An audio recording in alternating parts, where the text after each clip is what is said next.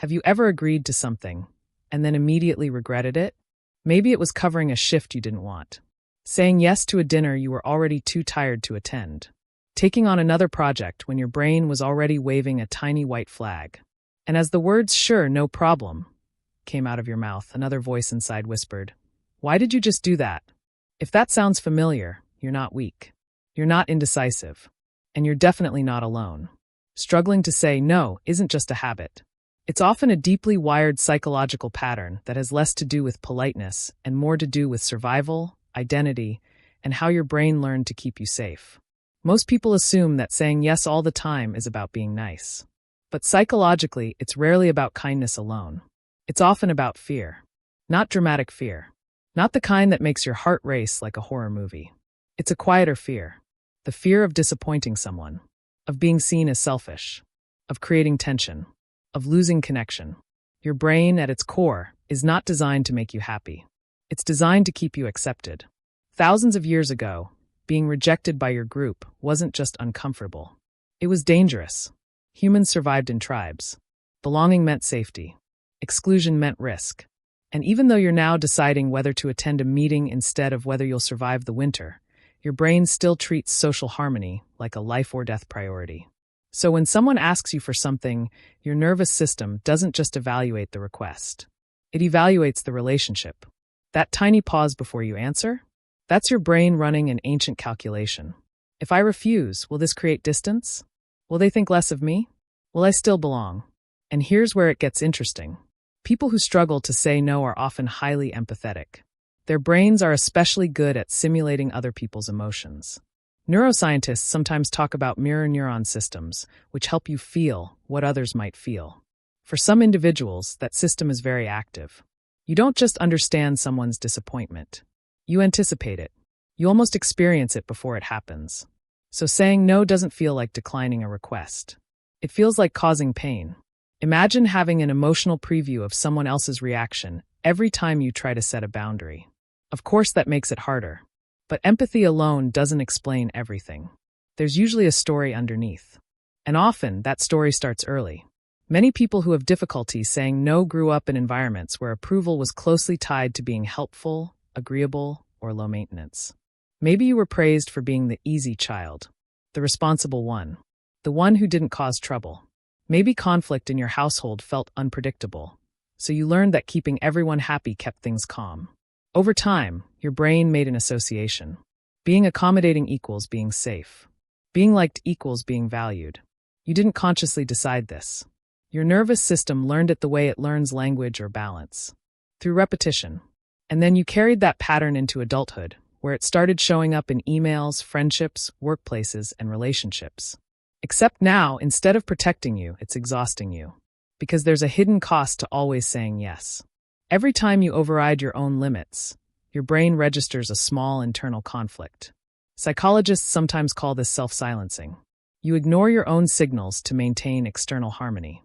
It works in the short term. But over time, it creates emotional fatigue, resentment, and a strange sense of being disconnected from yourself. You might start feeling overwhelmed, but not know why. Busy but not fulfilled. Needed but not understood. That's because you're responding to everyone else's priorities while slowly losing track of your own. And here's the paradox. The very behavior meant to preserve connection can quietly erode authenticity. If people only see the version of you that always agrees, they never actually meet the real you. The one with limits, preferences, and boundaries.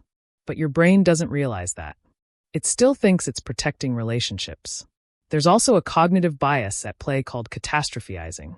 When faced with the idea of saying no, your mind often imagines outcomes that are far more dramatic than reality. You picture awkward silence, damaged trust, someone being upset forever. But in most cases, the other person adjusts within seconds. Your brain predicted an earthquake. The world barely noticed a tremor. Why does it do that? Because uncertainty feels threatening, and the brain would rather assume the worst than risk social instability. So instead of experimenting with small refusals, you default to agreement. Again and again, reinforcing the cycle. What makes this even more complex is that people who struggle to say no are often very capable individuals. They're reliable, conscientious, trusted, which means others naturally ask more of them. Not maliciously, Just logically. If someone always delivers, you keep going back to them. And suddenly, the very qualities that make you valuable also make you overextended. But here's something important. This pattern isn't a flaw. It's an adaptation. Your brain built it because at some point it worked. It helped you navigate relationships. It earned approval. It reduced conflict. The problem is not that you learned it. The problem is that your environment changed, and the strategy never updated. Psychology isn't about blaming those patterns. It's about noticing them. Because once you see them clearly, they stop being automatic. And that's where things begin to shift. Let's pick up right at the moment where someone asks you for something and you feel that familiar tension rise. You know the moment. It's subtle, but it's there. Your chest tightens just a little. Your brain starts racing ahead of the conversation. You haven't even answered yet, but internally you're already negotiating, explaining, softening, justifying. That reaction isn't just emotional. It's physiological. When you anticipate saying no, your brain can interpret it as a social threat. Not a physical one, but to your nervous system, rejection and conflict activate many of the same pathways as danger. The amygdala, which helps detect threats, becomes more alert. Your body releases stress signals. You might feel a slight rush of adrenaline, discomfort in your stomach, or an urge to smooth things over quickly. And what's the fastest way to make that discomfort disappear? You say yes. Relief floods in almost instantly. The tension dissolves. The interaction stays pleasant. Your brain registers that relief as a reward. So it learns something very powerful. Avoiding conflict feels good. Agreeing reduces stress. Let's do that again next time. This is how the habit becomes neurologically reinforced. Not through logic, but through repetition and reward. Your brain isn't trying to sabotage you. It's just trying to minimize discomfort as efficiently as possible. But there's a catch. The relief you feel is short-term. The cost shows up later, when you're overwhelmed, resentful, or stretched far beyond your capacity. At that point, your nervous system is no longer avoiding stress. It's drowning in it. This is why people who struggle to say no often describe feeling trapped by their own kindness. They want to help. They want to show up. But they also feel like they're disappearing under the weight of constant agreement. Here's where psychology offers a reframe that can feel almost radical. Saying no is not rejection. It's information. Healthy relationships are not built on endless availability. They're built on clarity. When you express a limit, you're not damaging the connection. You're defining how it can function sustainably. Think of it like architecture. A building without structure collapses.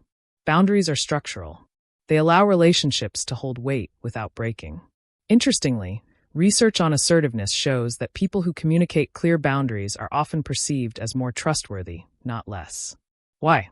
Because their yes actually means yes. It's not automatic. It's intentional. When someone knows you won't agree to everything, your agreement carries more value. But learning this isn't just intellectual. It requires retraining the nervous system.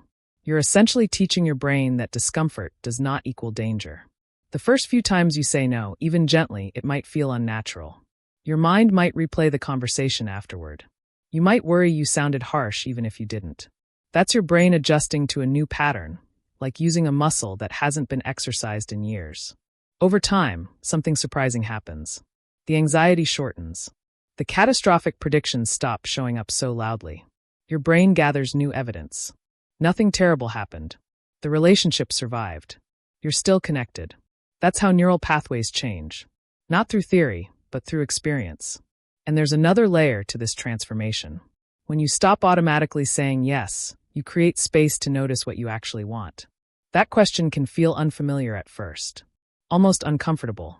What do I want to do with my time? What actually matters to me? Where do I have energy and where don't I? For people who have spent years orienting around others, this can feel like learning a new language. But it's also where a deeper sense of identity begins to emerge. You're no longer reacting. You're choosing. And ironically, this makes you more generous, not less. When your energy isn't constantly depleted, your willingness to help comes from sincerity rather than obligation. You give because you mean to, not because you couldn't find a way not to. That difference is felt by others, even if they can't articulate why. It's also worth remembering that people who struggle to say no often possess incredible relational strengths. They're attentive, cooperative, sensitive to nuance. Those are not weaknesses. Those are social skills many people lack. The goal isn't to erase that part of yourself. It's to balance it with self-respect. You're not trying to become someone who refuses everything. You're learning to respond instead of reflexively comply. And here's the deeper philosophical shift. Saying no is not about pushing people away. It's about allowing both you and them to exist as separate individuals, not extensions of each other's expectations. Psychologists sometimes describe this as differentiation, the ability to stay connected while still being yourself. That's what real closeness requires. Not constant agreement, but mutual recognition. So the next time you feel that familiar pull to say yes before you've even checked in with yourself, pause. Just for a moment. Let your brain catch up with your values instead of your fears. You don't have to deliver a perfect refusal. You don't have to justify your humanity. Sometimes the healthiest sentence is also the simplest one. And if this is something you're learning, you're not behind. You're not failing. You're doing what brains do best when given the chance. You're adapting. If this topic resonates with you, I'd love to hear about your experiences. Do you find it hard to say no at work? With friends? With family? Reflect on it, share if you feel comfortable, and keep exploring how psychology shows up in everyday life. Because understanding these patterns is how we slowly reclaim the space to live inside our own decisions instead of just reacting to everyone else's.